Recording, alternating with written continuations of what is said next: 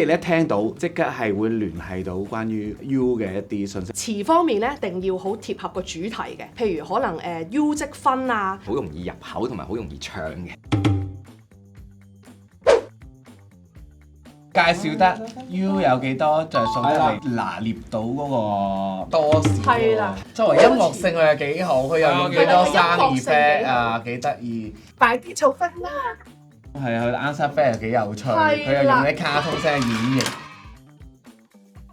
有記憶點嗰樣嘢咧，就係個旋律唔應該咁多音嘅，我4粒音記得，阿婆都記得，小朋友都記得，幾好。所以我覺得個原創性幾好，旋律又幾吸引。呢隻歌嚟講係好聽嘅，係吸引嘅，都係偏向係流行曲嘅嗰隻吸引。冇錯。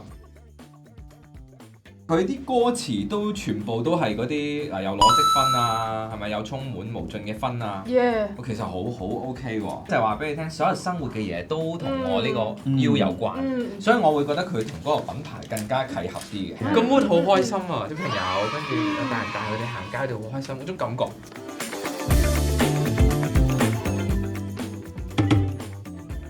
好似我啲嘢話，係我嚟㗎。Why you